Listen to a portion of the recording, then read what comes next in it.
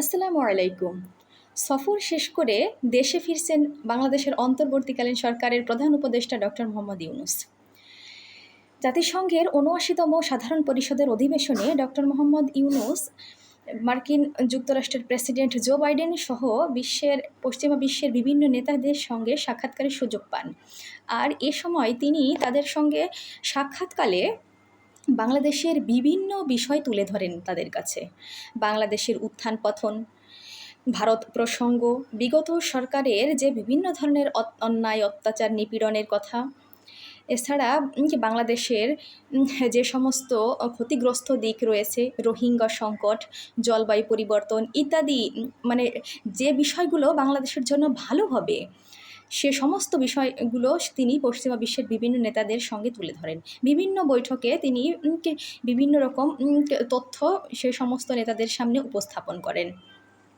Doctor Mohammad Yunus চেয়েছিলেন যাতে বিশ্বের নেতারা বাংলাদেশের এই খারাপ সময়ে তারা পাশে এসে দাঁড়াক। আসলে সেরকমটাই হয়েছে, কারণ মার্কিন প্রেসিডেন্ট জো বাইডেন সহ বিশ্বের যে সমস্ত নেতারা আছেন তারা ডক্টর মোহাম্মদ ইউনূসকে এমনভাবে উষ্ণ অভ্যর্থনা জানিয়েছেন, যেটা বাংলাদেশে এর আগে কোনো সরকার প্রধানের ক্ষেত্রে ঘটেনি।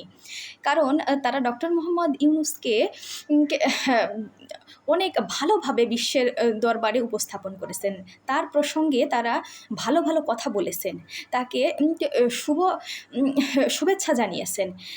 কারণ তারা ডক্টর মোহাম্মদ ইউনূস সম্পর্কে বলেন, ডক্টর মোহাম্মদ ইউনূস এমন একজন পরিচিত ব্যক্তি যাকে আগেও বিশ্বের মানুষ চিনত, তবে এবারের বৈঠকে বাংলাদেশের মানুষকে, বাংলাদেশ সম্পর্কে এবং ডক্টর মোহাম্মদ ইউনূসকে বিশ্বের মানুষ সবাই চিনবে এবং ভালোভাবে চিনবে। এটা সম্পূর্ণ সফল হয়েছে ডক্টর মোহাম্মদ ইউনূসের কারণে। আর এজন্য পশ্চিমা বিশ্বের বিভিন্ন নেতা ডক্টর মোহাম্মদ ইউনূসকে উদ্দেশ্য করে বলেন, ডক্টর মোহাম্মদ ইউনূস বাংলাদেশের জন্য একটা সুফল বয়ে আনবে, বাংলাদেশের জন্য একটা সুফল বার্তা বয়ে আনবে।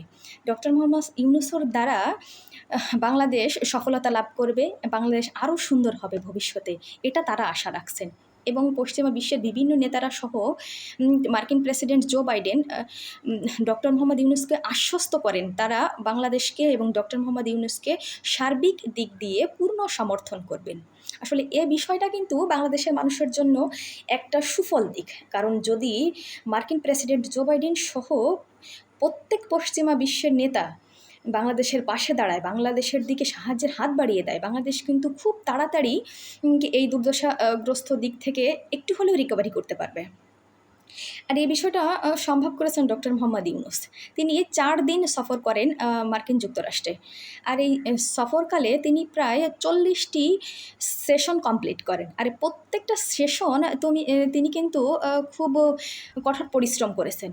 প্রত্যেকটা সেশনে তিনি খুব পরিশ্রমের ভেতর দিয়ে গেছে, কারণ বিশ্বের অনেক নেতাদের সঙ্গে তাকে বৈঠক করতে হয়েছে, যেমন পাকিস্তানের প্রেসিডেন্ট, ইতালির প্রেসিডেন্ট, ব্রাজিলের প্রেসিডেন্ট, এছাড়া বিশ্বব্যাংকের যিনি প্রধান আছেন অজয় বাঙ্গা, তার সঙ্গেও কিন্তু ডক্টর মোহাম্মদ ইউনূসকে বৈঠক করতে হয়েছেন।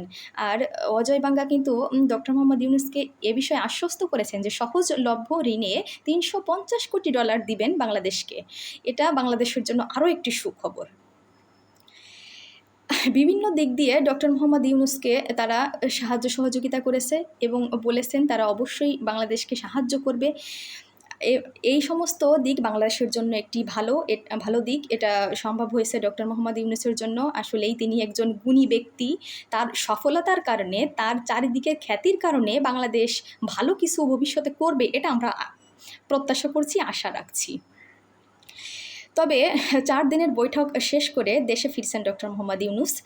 তার সফর যেন নিরাপদ হয়, সে নিরাপদে যেন তার গন্তব্যে এসে পৌঁছাতে পারে, তাকে আমার অন্তরের অন্তঃস্থল থেকে শুভকামনা জানাচ্ছি। আশা করি তিনি ভালো কিছু বাংলাদেশের জন্য বয়ে আনছেন, ভালো একটা বার্তা নিয়ে আসছেন, যে বার্তাটা বাংলাদেশ আরও উন্নত করবে, আরও সমৃদ্ধশালী হবে। তার কাছে এই প্রত্যাশা আমি এবং বাংলাদেশের সমস্ত জনগণ রাখছে। আসসালামু আলাইকুম ওয়া রাহমাতুল্লাহি ওয়া বারাকাতুহু।